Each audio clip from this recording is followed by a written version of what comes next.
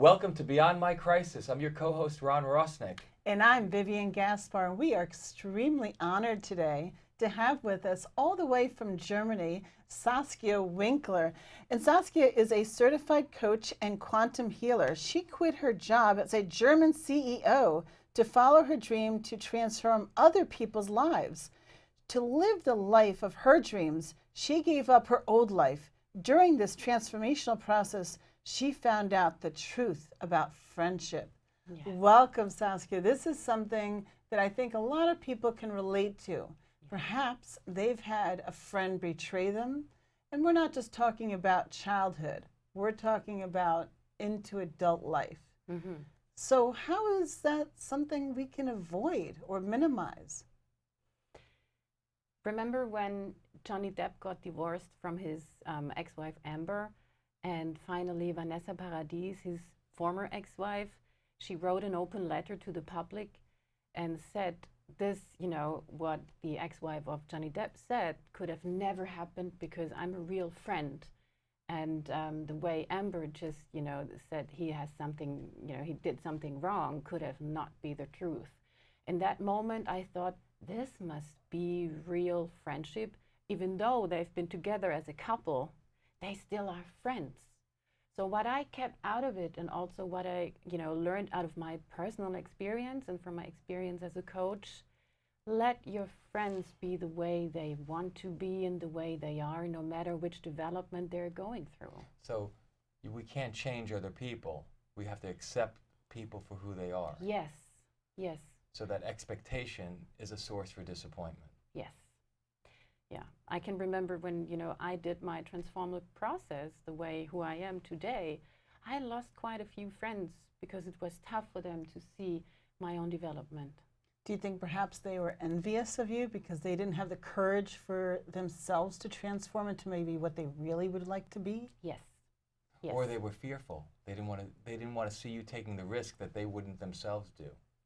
I think I was more kind of a mirror to them. Like I was showing them their own problems without me by intention doing it. I really think that envy deep down inside can be a cause of a lot of problems between different types of relationships. I mean, you could be envious of a spouse or in addition to a friend, right? Do you think that could be possible? Yes. Yes. How can we possibly relate to this? Common everyday people, how does this happen? I mean, so no one wants to be betrayed. Yes. Right? Yes. Regardless of the relationship. And if it starts to happen, how do you know if you should cut them out of your life? How is this? How do you help people with this? Well, first of all, my first advice is go and check your friendships. By the meaning of, do you always call them? Do you invest more energy in your friendships? Why are you their friend? Go and check it out. Maybe you don't call them for a couple of, weeks or hours and see what happens. Do you always have the feeling that you are paying the bills for your friends? And if you see they're not investing the same energy in the friendship as you do, I think it's time for good talk. So good talk. Before you cut them off, you Yes. have a heart-to-heart conversation. Yes. Me in person, I develop my own values. And I honestly speak them out to everyone I'm working with and everyone I'm in friendship with. So when you say you lost friends, Yes. Did you feel that the other people stopped talking to you? How did Yes. you lose them? Because I didn't want to realize that they might not have been my best friends, because I was an easy friend. I was cooking for them, I was meeting up with them, I was calling them, asking them how they are. But actually, I was fearful of being alone without any friends. So I did everything to hold them in my life. So my recommendation would be, get over the fear of being alone and be who you really are, right? So show the world how beautiful you are, what powers you have, what skills you have. So that's a great thought, is how do we become more authentic for ourselves and for other people around us? Always try out the things you wanted to try out and do what you love and do more of it.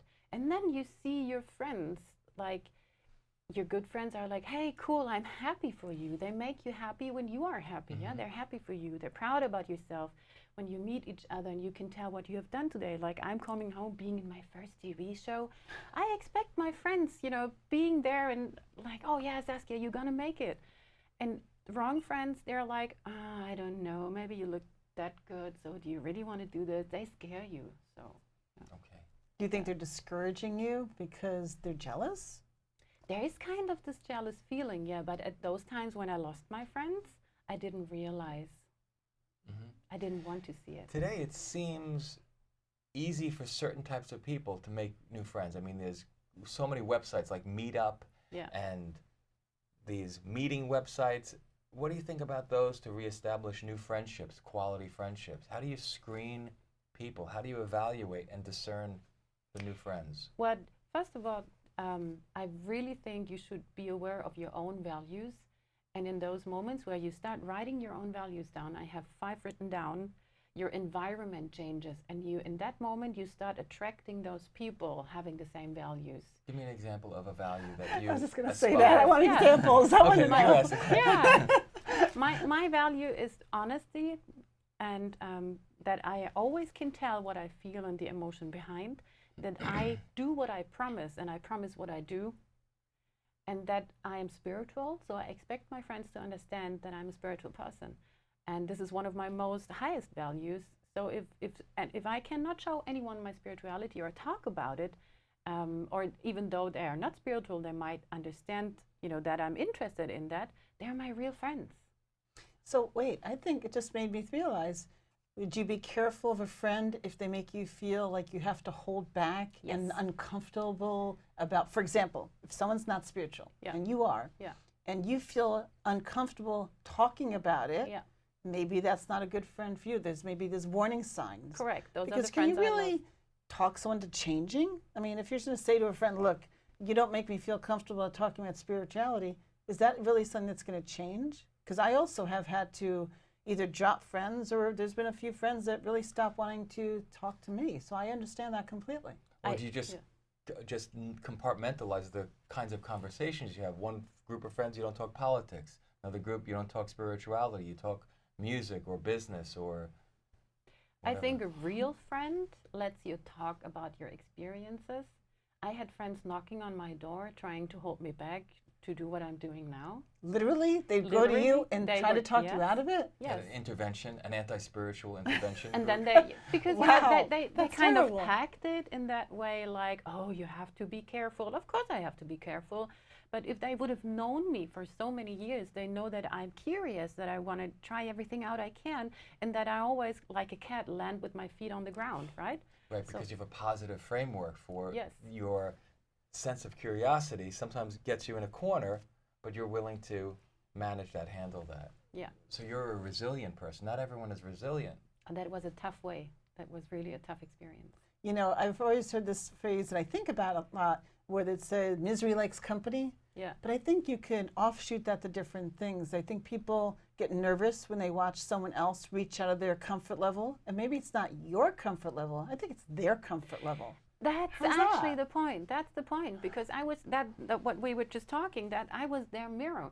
The people who hold back their spirituality, of course, they do the bad rumors about it. I was the same thing. Right? Wow. The biggest challenge I think some people have, myself included, is how do we sever a romantic relationship that is becoming toxic? Hmm.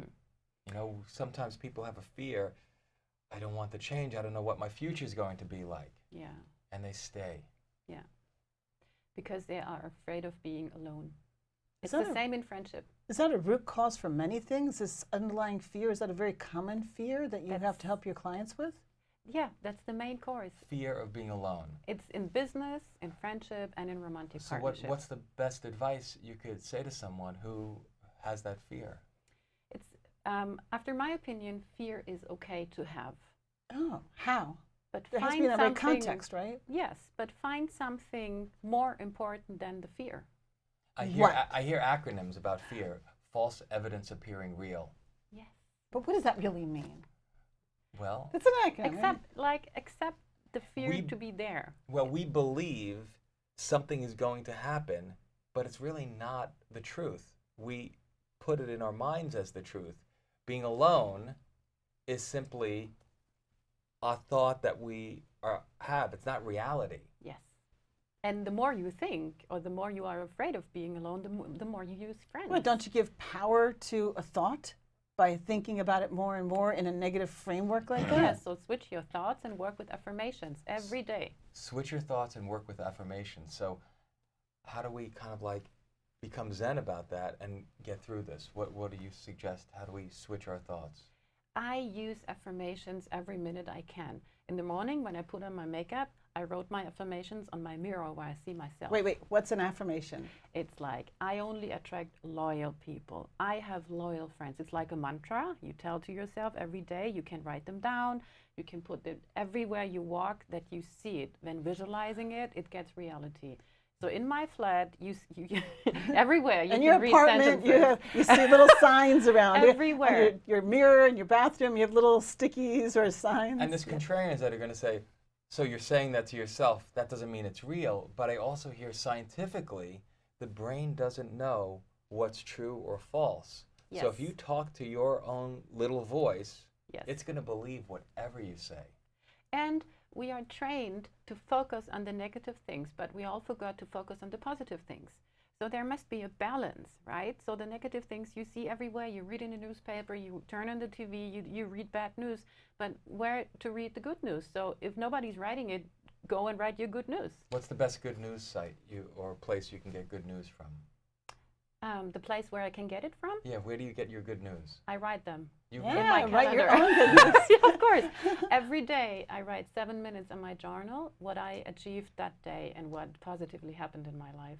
Wow, each Yes. day. Every day. I don't know how many people will do that. It's That like, sounds it's like interesting. if you're going to the gym, you want to train a muscle, you need to train your brain. So what else can someone write for 7 minutes? Because I heard there's a lot of power behind the number 7. So there Yeah. has to be a reason why you do 7 minutes. Tell us about that.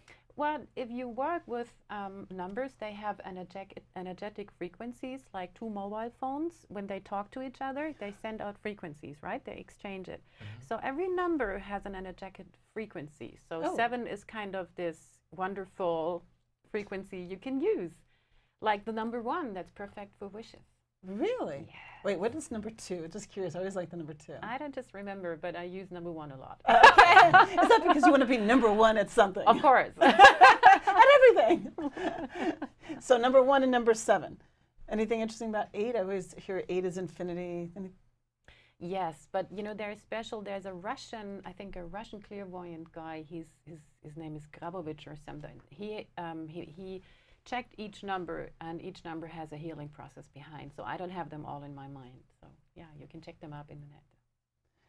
So we talked about getting rid of friends, but should you feel if you feel a friend pulling away from you, that you're the one being dropped? Should you let it bother you? Should you ask to talk to them? What do you do about that? It's always related to your own behavior. So when everybody's telling you, you read it everywhere at the moment, your thoughts create reality. But I don't think it's only the thoughts, these are your feelings. So the feeling of being alone causes that the person you want to be close with is pulling back. So again, work with the fear of not, being alone. Like work with the mantras. I am in a happy relationship. I am not alone. Come over the fear, let it be there, and find something which is more important for you. And also stepping outside of your own thought process to look at yourself from almost like a benevolent place Yes. to see how you're being, because sometimes people don't realize the way they really are coming off to other people. Yes. How do you check that? I mean, how do you know? Should you ask other people, by the way, what do you think of me? How do you know if you're coming off in an odd way to someone else that might repel people that you're not even aware of? I am a fan of honest talks. That's And so I easy. always, and I know it's not easy, but if you really go and look for a conversation and you state what you think in a very friendly way, no one will judge you for that. And my experience is like if somebody does something to me, I know he does it not but per coincidence, but then I say, hey, look, I feel you're pulling back from me, and it does make me fearful. So please let me know, what can I improve? So give your friend permission to give you constructive criticism. Don't Yes. wait for it to happen at some random moment, like they're going to share it. And be honest. And the most important thing, mention the emotion behind it, what it does to you. It makes me fearful. Perfect. Ah. So So and it that's makes the me most fearful, important or thing. it makes me feel. Yes. So, okay. It's like I have also in work, I have a wonderful assistant. And we were talking, actually, I thought from the same thing, but she misunderstood. Oh, okay. And a couple of years ago, I would have called her like, how could you not do this? And are you stupid? Or what, kind of those thoughts. But then I approached her and I said, listen, I got that and that out of it. And it really made me thought you are not willing to do this. And in that moment, that conversation was open because I stated honestly my emotion behind it. And she said, oh, no, that was not my intention.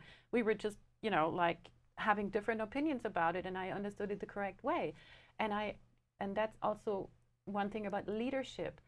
Make your weakness to your strength. How? Wait. I got to ask this. You Yeah. brought up an interesting concept about leadership. Yes. What do you mean by making a weakness a strength? When you feel emotions behind someone else's behavior, mention your emotion. So express it, communicate. yes. And you've been a CEO for major 20 years. corporate 20 years, major wow. corporations. So you know how to communicate with people professionally. So now you're able to help and bring this to regular people on a day-to-day basis. Yes. So yes. you're a coach right now. Yes. What type of clients do you see? I started in business coaching because I thought I'm coming out of business. Then my own personal spiritual development began. And now I'm a life coach and quantum healer. So people, like who want to have, for example, an open relationship or a normal relationship. Wait. What do you mean by open relationship? I have to ask you to qualify that, please.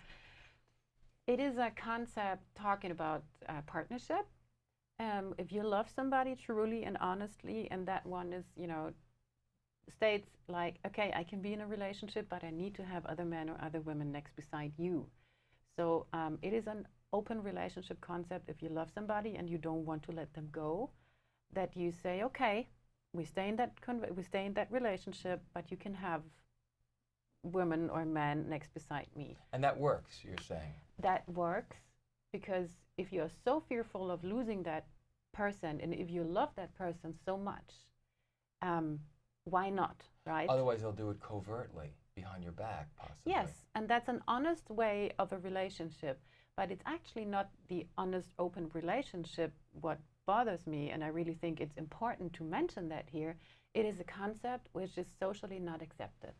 I have so many people begging, or asking me if I'm doing this open relationship thing, my family, my friends, they will start judging. I am afraid of telling them that I am actually living this. I heard that there's Hollywood couples who are doing this, and it's coming out. First they say they have marital issues, and then it comes out they don't. They have an open relationship. Yes. But friends and family, they still live the old conservative way, and most people are not afraid of this open relationship thing. They're afraid of talking or stating that to other person. How do you know if it's not for you as a couple, when this is not a good idea? Maybe just the relationship should be repaired if there's an issue. After my personal experience and the experience of my coaching, it depends what you're looking for. I am convinced that for every one of us, there's on earth a soul partner, where you then automatically start not thinking about any other person next to that one you're in a relationship with. But if you're just looking for a normal relationship, it can happen, right? And that's a wonderful point to become beyond betrayed, because then it's honest. So now this leads us into, I think some people want an open relationship because you want someone else. Well, maybe that's a segue into almost getting away from the other person. You could end up feeling betrayed. Yes. So how do you prevent, in a general sense, feeling betrayed by a romantic partner? Because I think Ron started to ask about this before. I think you really can't avoid this on your way to find your true partner. How do you know when you have or haven't found your true partner? You don't think of any other person on both sides. You automatically start just thinking and feeling for that person. But this is a long way to go. But for everyone here on earth, there's the soul partner thing. I hear there's multiple. Is that true? Multiple people could be your soulmate. Well, your soulmates help you on your way to find your true partner. Oh, okay. So how do you know when you have? I mean, if you're saying if that's all the person think about it, but shouldn't that be any couple in love? So how do you know when that's the one versus just a normal situation when you're in love? You immediately start feeling it. And the funny or the strange thing is you're connected. So you think one thought and the other part does it. And that's one of those signs you finally realize you found your soul partner. That is so interesting to see. You also mentioned quantum healing. Yes. What is quantum healing? Quantum healing is one of those tools explaining that you can work with spirituality or energy and help other people to achieve the life of their dreams, or that they need energy for their project. So me as a quantum healer, if my clients approach me and say, oh, I want to find my soul partner, or I want to have another relationship, I send them energy that they do the correct steps towards their healing. And I think behind each problem, there is a behavior. So if I change the behavior, the problem will disappear. When you say healing, do you mean healing the body or healing the spirit? It is both. Behind each pain of our body, there's a problem, and this problem has been caused by wrong behaviors. And also the problem in your life caused by wrong behaviors. So it's the same concept. What kind of behavior? I'm sorry. You have keen insight then. You have a really great intuition, a connection to understand people, their spirit and how they behave. Can you do that with everybody? Is that just a natural gift you have, or have you developed this? I was born with it. Wow. And when I was 7 years old, I was at the funeral of my grandfather. And I spoke to my grandfather. And I didn't know at that time that if I say this, other people will be surprised. I'm sure they will. Yeah. Wait, but you mean you spoke to him before the funeral or No, at the funeral? At the funeral. But he was over there and you're standing here. And I told my parents, and of course they were kind of worrying what their daughter was doing there. And after that, I ended up in various hospitals, and people were doing surgeries with me. Wow. Well, normally a parent would just see a little child say that, and they'll think, okay, it's their little made-up world that they just kind of have that communication. How does your experience differ from what so many children's fantasy thought processes? I was scared because I also saw it. In my children's room, there were Russian soldiers running through, and I didn't know that this was, a sign of my grandparents showing me how they disappeared. And I was really scared. So my blood pressure shot up, and I went pale, and I didn't know what it is because nobody could really find an explanation for my behaviors. Wow. They didn't just say, take some Xanax, you're having a panic attack. Well, I ended up in hospital, and there were 20 students with their professor telling me that I'm neurotic. And they tried to give me medication. Wow. So as a child, I learned to keep my mouth shut. Suppress it.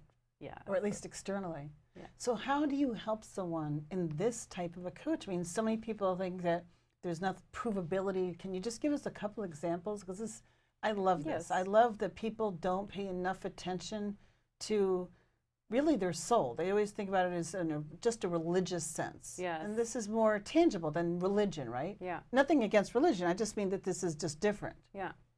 Well, in the moment they call me, or they enter the door, or they do a Skype session with me, their problem is showing up. So Skype, you can read them just as well in person as on Skype? Actually, I just need a name. You just wow. You don't even need to see them visually. Last name, No. middle name? Social Security number? Nickname. But I need to have the okay of that person. Permission, consent. Yes. Not just verbal consent, but energetic consent. Yes. Okay. I need to feel, if I have a name, I'm immediately feeling if I can work with that guy or a woman or not, or a child. So, yeah. Do you find that someone's blocking you? They might mentally say they want to help or give consent, but spiritually it's still blocked and closed? Yes. And I would really, and I'm paying attention to this. I'm very high sensible. I can sense it if I'm, how far it can go. So can you give us a few examples? Yes. I love this. This is amazing to me. It's like somebody. Try it out on Vivian? Somebody's, somebody's coughing, right? So I get the yeah. I just felt it was happening. Wow, A moment that's before you said subconscious. What are you that. doing? I'm sorry. Really? It's like it's always a sign that we're not expressing always what your thoughts are. Have you felt right? suppressed? I feel better right now. Thank you. We're open. Or let's Okay, say great. back pain. I could help someone just from looking at the back, and I told them, okay, you have, you feel like you're still too small. You're not in your own power. There's some, and then I can see somebody holding him down, like, and that there was a thing going on in his childhood, and there was, I don't know, maybe a father's topic, whatever, and every time somebody is trying, or that child tried to express something, what he wants, that father kept holding him small. So right? you're able to move back in their timeline Yes. to the source Yes. of what created this physicality problem or emotional problem, and then clear it. Yes. What about if someone was in an abusive relationship, maybe for a long time, or whatever situation, or had a traumatic incident happen to them, like a Yes. rape or an abuse? Are you able to help someone? Because maybe Yes. they in a PTSD or something that holds them back in life from progressing. Yes, Is that something you can help with? Yes, I open their heart again, but this always takes time. It's a slow process. Well, Yes, abuse I- often takes time, so So the fix Yes. shouldn't be You quick. open their heart to Yeah. someone that's fearful to let their heart open, Yes. but they still have to give you permission, but they're not sure what that's going to feel like. Well, the only thing I really do as a person, I connect with the energy they need to get an open heart. And then it's a process, and energy healing or quantum healing is a process that you need to do the main part, right? My clients. So all I'm doing is I'm the door opener for the energy they need to open the heart again.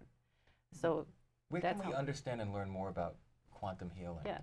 Where, you have it on your website discussing this, or is there a place that they can learn? You can check my website, and it's like you send me an email, or you check my website, and then you let me know your topic. I don't need to know everything, right? Even though I know it, but and then we work on it, and then you receive energy to do the correct steps. Like as you said, you need an example. I had a friend; she was betrayed from her business partner, and he promised her money. Right, and he let her down without money, and she has a startup company, so no money at all. So she called me, and I helped her, and I said, hey, no worries, I give you energy that you know that you can do this alone. And today, she did it alone, and the second day later, the bank called and gave her credit. So Sounds like you have a lot of great success stories behind yes. what you've done I with great results. help people getting into Yeah. their strength, because there are many people convincing you they're mentally stronger. So you don't come into your power and fight for something which is your right. Wow.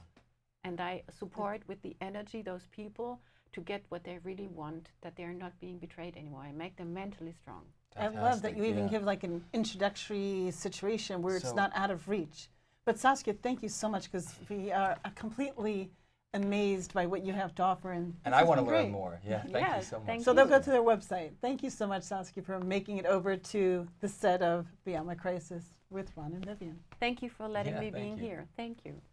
So Saskia, I'm amazed at how you can help people remotely and at a distance. I'd love to hear anyone that's watching our episode to give us feedback if they communicate with you and let us know their experiences and how everything went. So Wow, I'd love yes. to see that Yes. happen. So I welcome our audience to email us and let us know. Yes. Yeah, Yeah. thank you. We'll do so.